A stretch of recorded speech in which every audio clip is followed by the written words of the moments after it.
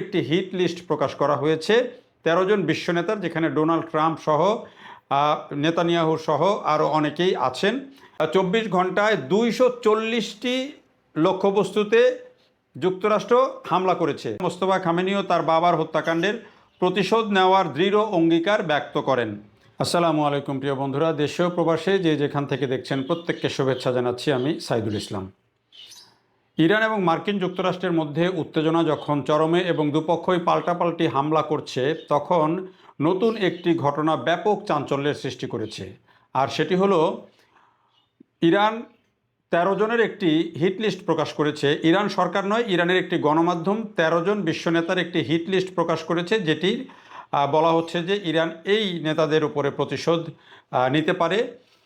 Ayatollah খামেনির হত্যাকাণ্ডের প্রতিশোধ নেওয়ার ব্যাপারে তার ছেলে মোস্তফা খামেনি, যিনি এখন বর্তমান সর্বোচ্চ নেতা, তিনি যখন ঘোষণা দিলেন যে তার বাবার হত্যার প্রতিশোধ নেওয়া হবে, এবং এটি শুধু তার ছেলে হিসাবে তার কথা নয়, এটি ইরানি জাতি এই প্রতিশোধ চায়, এবং সেই প্রতিশোধের কথা যখন মোস্তফা খামেনি বললেন, ঠিক তার একদিন পরেই ইরানের একটি গণমাধ্যম, যেটি অনেকটা সরকারি সমর্থক রক্ষণশীল একটি গণমাধ্যম হিসেবে পরিচিত, সেই গণমাধ্যমে ১৩ জনের একটি হিট লিস্ট প্রকাশ করা হয়েছে ১৩ জন বিশ্ব নেতার, যেখানে ডোনাল্ড ট্রাম্প সহ নেতানিয়াহু সহ আরও অনেকেই আছেন।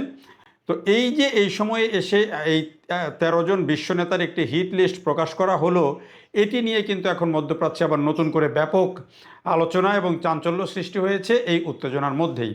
তো সেই বিষয়টাতে আমরা যাব যে আসলে এই ১৩ জন নেতা কারা এবং কি কারণে তাদের বিরুদ্ধে এই হিট লিস্ট করা হয়েছে, এবং কি বলছে ইরানের মানুষজন, বা এটি নিয়ে সরকার কি আসলে আনুষ্ঠানিকভাবে কোনো কিছু প্রকাশ করেছে কিনা, সেই বিষয়গুলো এই রিপোর্টে উঠে এসেছে। রিপোর্টটা করেছে ইরানের একটি গণমাধ্যম, যেটিকে বলা হয় যে এটি একটি রক্ষণশীল গণমাধ্যম, এবং সেই গণমাধ্যমের বরাত ধরেই কিন্তু এএফপি রিপোর্টটি করেছে।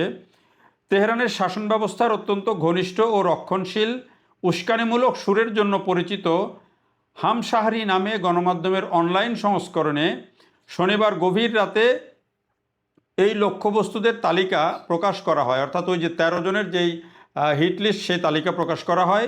এর ঠিক আগেই ইরানের বর্তমান সর্বোচ্চ নেতা মোস্তফা খামেনি ও তার বাবার হত্যাকাণ্ডের প্রতিশোধ নেওয়ার দৃঢ় অঙ্গীকার ব্যক্ত করেন। শনিবার এক আনুষ্ঠানিক বিবৃতিতে মোস্তফা খামেনি বলেন, প্রতিশোধ আমাদের গোটা জাতির ইচ্ছা এবং এটি অবশ্যই বাস্তবায়ন করা হবে। তালিকায় নাম থাকা এই অপরাধীরা বিছানায় স্বস্তিতে মৃত্যুবরণ করার ইচ্ছা মনে নিয়ে অপূরণীয় আতঙ্কে বুক চেপেই কবরে যাবে। মোস্তফা খামেনি তার বিবৃতিতে তালিকা শব্দটি উচ্চারণ করলেও নির্দিষ্ট কারো নাম উল্লেখ করেননি।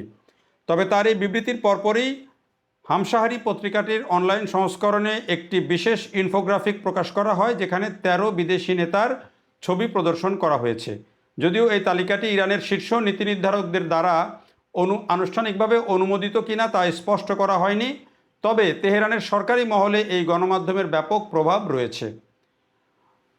হামশাহরির প্রকাশিত সেই ইনফোগ্রাফিকটিতে মার্কিন প্রেসিডেন্ট ডোনাল্ড ট্রাম্প, ইসরায়েলের প্রধানমন্ত্রী বেনিয়ামিন নেতানিয়াহু, ব্রিটিশ প্রধানমন্ত্রী কিয়ার স্টারমারের ছবি রয়েছে। এছাড়া মার্কিন প্রশাসনের শীর্ষ কর্মকর্তা পররাষ্ট্রমন্ত্রী মার্কো রুবিও ও প্রতিরক্ষামন্ত্রী পিট হেগসেথকেও এই তালিকায় রাখা হয়েছে। ইউরোপীয় নেতাদের মধ্যে ফরাসি প্রেসিডেন্ট ইমানুয়েল ম্যাক্রো, ইতালির প্রধানমন্ত্রী জর্জিয়া মেলোনি এবং জার্মান চ্যান্সেলর ফ্রিডরিশ মার্চ এর ছবিও সেখানে প্রদর্শন করা হয়েছে। এএফপির প্রতিবেদন অনুযায়ী ১৩ জনের এই তালিকায় থাকা বাকি নেতাদের নাম প্রকাশ করা না হলেও ইনফোগ্রাফিকটি কেবল অনলাইনে দেখা গেছে, এবং রবিবার প্রকাশিত পত্রিকার মূল প্রিন্ট সংস্করণে এটি রাখা হয়নি। এখন এটি এই যে এই ১৩ জনের নামের তালিকা প্রকাশ করা হলো, এটি কেন করা হচ্ছে? এর কারণ হিসাবে বলা হচ্ছে যে ইউরোপের দেশগুলো এই অন্যায় যে আগ্রাসন, সেই আগ্রাসনে মার্কিন যুক্তরাষ্ট্রকে সহযোগিতা করেছে, এজন্য ইউরোপের অনেক নেতাদেরও নাম রাখা হয়েছে। তো এই পরিস্থিতির মধ্যেই যখন মোস্তফা খামেনির ঘোষণা এবং এই তালিকা প্রকাশ, দুটিকে অনেকেই মিলিয়ে দেখতে চাইবেন, সেটিই খুব স্বাভাবিক। তবে এই তালিকা ধরে যদি সত্যি কোনো কিছু হয়, তাহলে কিন্তু এটি বলা যায় যে এক ধরনের বিশ্বব্যাপী একটা বড় উত্তেজনা তৈরি করবে, এবং ইরান যদি এখানে এই ধরনের কোনো তালিকা নিয়ে অগ্রসর হয়, তাহলে কিন্তু বলা যায় যে এক ধরনের আরও বড় পরিস্থিতি তৈরি হবে। এমনিতেই গত 2-3 দিনে যে পরিস্থিতি দাঁড়িয়েছে তাতে মনে হচ্ছে যে মধ্যপ্রাচ্যে একটা সর্বাত্মক যুদ্ধের অবস্থা তৈরি হয়েছে। কারণ গত 24 ঘন্টায় যদি আমরা হিসাব করি যে মানে শনিবার রাত থেকে 24 ঘন্টায় 240টি লক্ষ্যবস্তুতে যুক্তরাষ্ট্র হামলা করেছে। ইরানের 240টি লক্ষ্যবস্তুতে এক রাতে হামলা করেছে মার্কিন যুক্তরাষ্ট্র। আর ইরান এর জবাবে কুয়েত, কাতার, বাহরাইন সহ 5টি দেশে মার্কিন যুক্তরাষ্ট্রের যে ঘাঁটি রয়েছে তাদের যে সমস্ত স্থাপনা রয়েছে সেখানে পাল্টা হামলা চালিয়েছে। এই হলো পরিস্থিতি। আর হরমুজ প্রণালীতে ইরান একচ্ছত্র নিয়ন্ত্রণ নেওয়ার জন্য যা যা করা দরকার সেটি করছে এবং বলা হচ্ছে যে হরমুজ প্রণালী দিয়ে কোনো জাহাজ অনুমতি ছাড়া যেতে পারবে না, এবং যেতে পারবে না যে এটি যে আটকানো হচ্ছে তার বড় প্রমাণ হচ্ছে যে গত দুদিনে 3টি জাহাজ অন্তত ইরান আটকে দিয়েছে এবং সেখানে জাহাজের উপরে হামলা করা হয়েছে এবং সেখানে একটি জাহাজ থেকে ভারতীয় 10 জন নাবিককে উদ্ধার করা হয়েছে যারা আটকে পড়েছিলেন ওই বাণিজ্যিক জাহাজে। অর্থাৎ এখন কিন্তু হরমুজ প্রণালীতে ইরান পরিপূর্ণ নিয়ন্ত্রণ বজায় রাখতে চাইছে এবং সেটি হচ্ছে তার মূল লক্ষ্য এখন। এবং দেখেন ইরান এবং ওমানের মধ্যে কিন্তু এই হরমুজ প্রণালী, ওমানের সাথে ইরানের কিন্তু বরাবরই একটা আলোচনা চলছে, কিন্তু এই ইরান ওমানের ওপরেও কিন্তু ড্রোন হামলা করেছে যেটি ওমান দাবি করেছে এবং ওমানে ইরানের যে রাষ্ট্রদূত আছেন তাকে ডেকে নিয়ে কিন্তু রীতিমতো বলা যায় যে এক ধরনের প্রতিবাদ জানানো হয়েছে, উদ্বেগ জানানো হয়েছে যে ওই দেশটিতে কেন এই ড্রোন হামলা করা হলো। এই হামলা অবশ্যই দুই দেশের মধ্যে যে বন্ধুত্বপূর্ণ সম্পর্ক এবং দুই দেশের মানুষের যে সম্পর্ক সেই সম্পর্কের মধ্যে নেতিবাচক প্রভাব ফেলবে, এটি ওমান ইরানের যে রাষ্ট্রদূত ওমানে তাকে ডেকে নিয়ে জানিয়েছেন। অর্থাৎ প্রথমবারের মতো কিন্তু এই ইরানের যে রাষ্ট্রদূত তাকে কিন্তু ওমান এভাবে ডেকে প্রতিবাদ জানালো।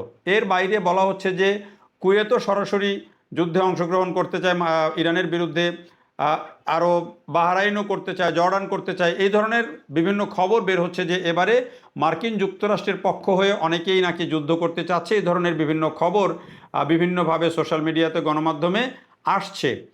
আসলে বাস্তব পরিস্থিতি হচ্ছে যে ইরান এখন যেই পথে অগ্রসর হচ্ছে এবং মার্কিন যুক্তরাষ্ট্র যেভাবে তাকে থ্রেট দিচ্ছে একের পর এক, এবং ইসরায়েল যেভাবে আবার নতুন করে মার্কিন যুক্তরাষ্ট্রের সাথে মিলে আক্রমণ করতে চাইছে, তাতে মনে হচ্ছে যে এখানে আবার একটা সর্বাত্মক যুদ্ধ শুরু হতে পারে এবং যেই যুদ্ধে আরব দেশগুলোও কিন্তু জড়িয়ে যেতে পারে এমনটা আশঙ্কা করা হচ্ছে।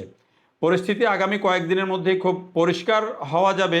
মোস্তফা খামেনির এই যে ঘোষণা, প্রতিশোধ নেওয়ার যে ঘোষণা, সেটিকে ইরানিরা কিভাবে রেসপন্স করেন এবং তার বিপক্ষ মার্কিন যুক্তরাষ্ট্র এবং ইসরায়েল এটিতে কিভাবে রেসপন্স করে এবং এর ব্যাপারে কি পদক্ষেপ নেয় সেটি কিন্তু একটা বড় বিষয়। আর মোস্তফা খামেনি যে এত বড় ঘোষণাটি দিলেন, তিনি কিসের জোরে বা কোন শক্তিতে তিনি এত বড় ঘোষণা দিয়েছেন যে প্রতিশোধ নেওয়া হবে, এবং এখন এই যে 13 জনের বিশ্বনেতার নামের তালিকা প্রকাশ করা হচ্ছে ইরানি গণমাধ্যম থেকে, সেটিই বা কী কারণে, এই বিষয়গুলো কিন্তু বড় আলোচনার বিষয় হবে আগামী দিনে এবং উত্তেজনা কিন্তু দিনে দিনে এখন আরও বাড়ছে।